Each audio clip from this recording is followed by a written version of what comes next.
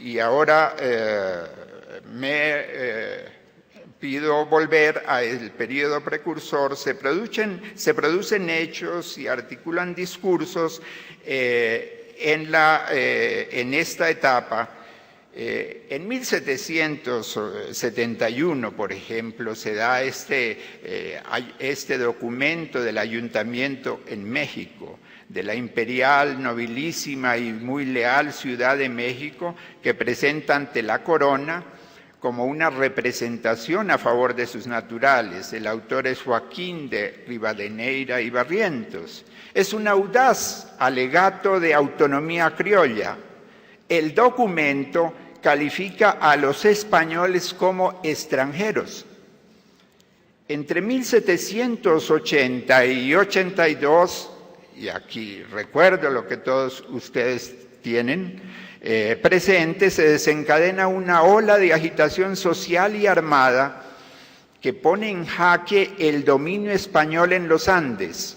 Varias insurrecciones, la original en Chayanta, en San Pedro de Mancha, distrito indígena aymara, el líder Tomás Catari, el levantamiento indígena quechua en la región del Cusco, bajo el liderazgo de Tupac Amaru II, la insurrección indígena en Sicacica, cerca de La Paz, bajo el liderazgo de Tupac Katari, levantamiento de presencia indígena campesina.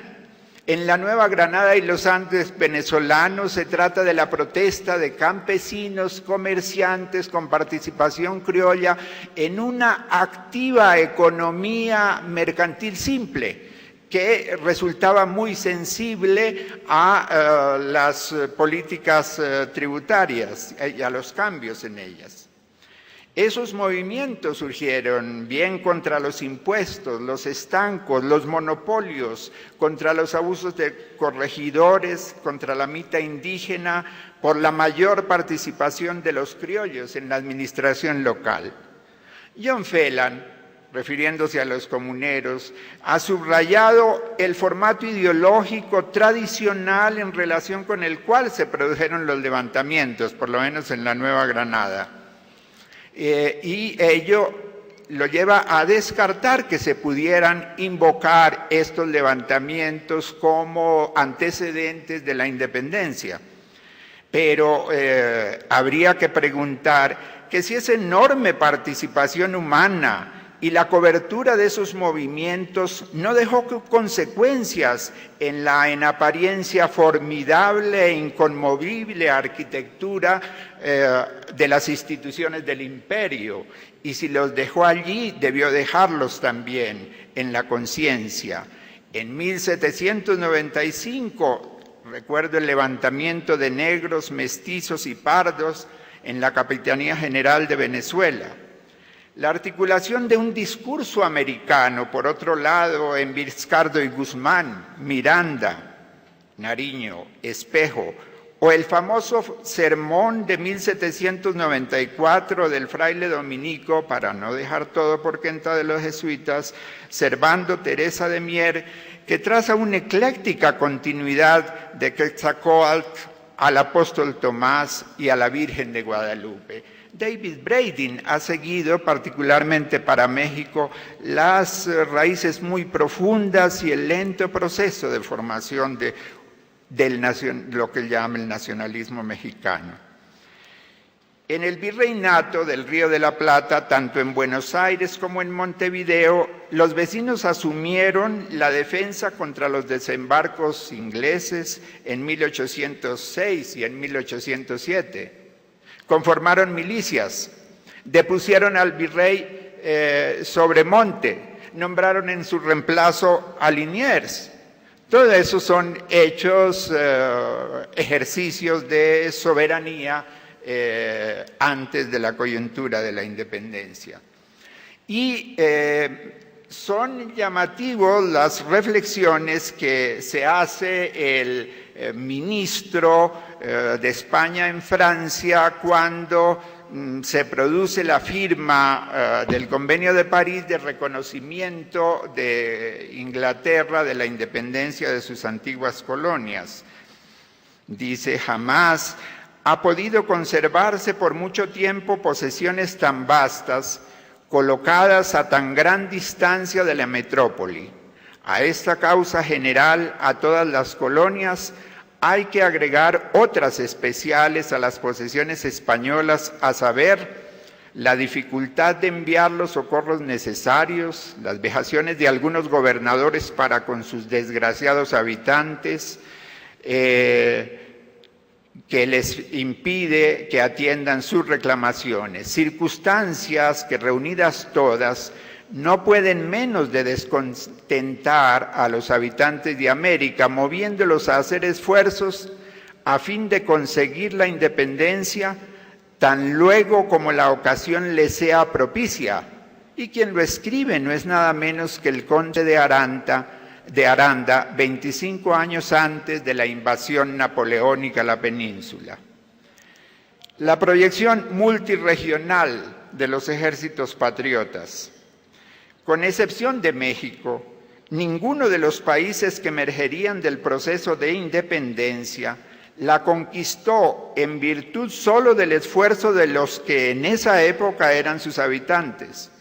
El proceso de independencia fue una empresa mancomunada de pueblos y regiones. Podrían señalarse los siguientes conjuntos.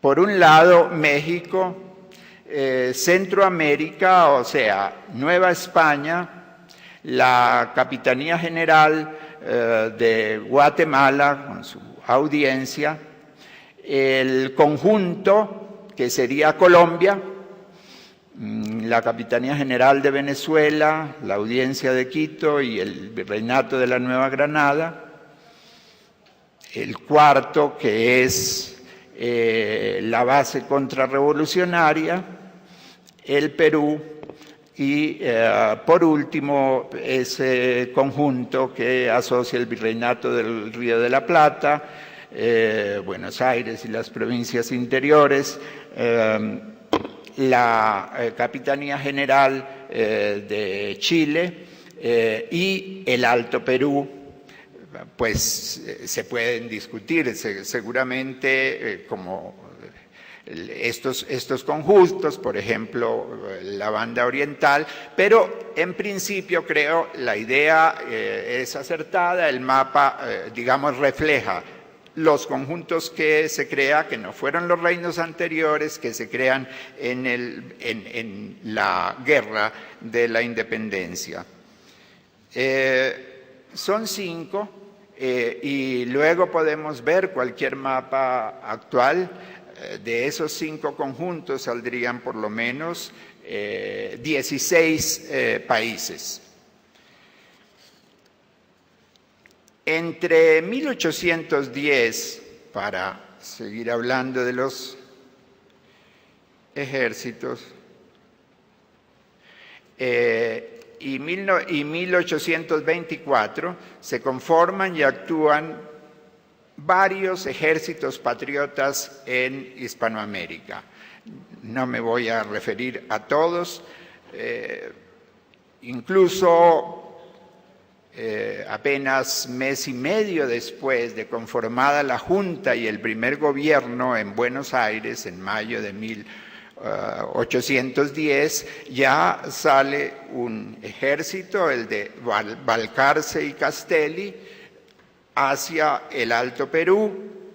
Seguirá uno segundo, dirigido por el general Manuel Belgrano, en febrero de 1813, llega a Cochabamba, Potosí, y actúa en entendimiento, a veces en conflicto con la resistencia indígena local y con las guerrillas campesinas, y en conexión por las provincias interiores de Argentina con guerrilleros gauchos.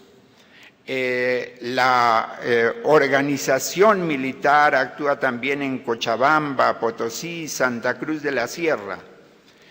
Es el encuentro de ejércitos formales, justamente aquellos que han nacido de esas milicias en 1806 y 1807 en Buenos Aires, con esa movilización gigantesca de los indígenas en el Alto Perú.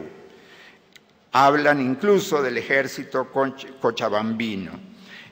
Obtiene finalmente, después de algunas victorias, una derrota muy fuerte, Belgrano en Vilcapullo en octubre de 1813 y otra en Ayohuma el 14 de noviembre también de ese año. Pero todavía llegará un tercer ejército del Río de la Plata. La resistencia indígena continuará. Allí se formalizaron las llamadas, en el Alto Perú, las llamadas republiquetas, y si bien van a ser derrotadas, por lo menos una de ellas va a continuar en pie. Otras van a seguir actuando, hostilizando a las tropas realistas con asiento en el Perú.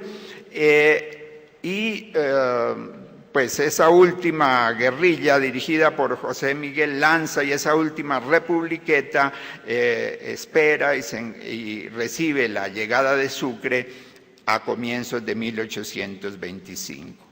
El ejército, o mejor, los ejércitos de San Martín. San Martín es enviado en 1813 simplemente a reforzar el ejército del norte, pero por el camino recibe de la Junta de Buenos Aires el nombramiento como comandante del ejército y el encargo de configurar una formación militar nueva. Le escribe en 1814 a un amigo en Buenos Aires, desde Mendoza: la patria no hará camino por este lado del norte. Un pequeño ejército bien disciplinado en Mendoza, pasar los Andes y contando con un gobierno amigo en Chile, la independencia de Chile, ir por mar hasta Lima. Mientras no estemos sobre Lima, la guerra no terminará. He aquí mi secreto. Efectivamente hay un cambio de táctica, se olvidan del Alto Perú y miran hacia los Andes y Chile. Se hace nombrar gobernador de Cuyo, no porque por ambición quería tener un lugar de retaguardia y de habituallamiento firme del ejército de los Andes. Mientras tanto, desde Buenos Aires, todavía Pueyrredón da la batalla por asegurar recursos y asistencia política a San Martín, pero cada vez más será más fuerte, más sensible la resistencia de las élites porteñas a sufragar los gastos de este ejército. Creo que no hace falta entrar en toda la narrativa. San Martín logra pues el paso de los Andes y la victoria decisiva de Maipú. Hay todavía una derrota chilena en Cancha Rayada, pero la victoria de Maipú asegura en buena parte ya la independencia de Chile, que la proclama y es nombrado. San Martín rehúsa a ser elegido pues gobernante del nuevo país. O'Higgins es nombrado para tal cargo. Ahora, el ejército bolivariano. En junio de 1819, Barreiro, el jefe español en Boyacá, le escribe a Sámano y dice: de ese ejército no hay que preocuparse mucho, del de Bolívar. Dice: 400 desertores y vecinos de las montañas, 600 indios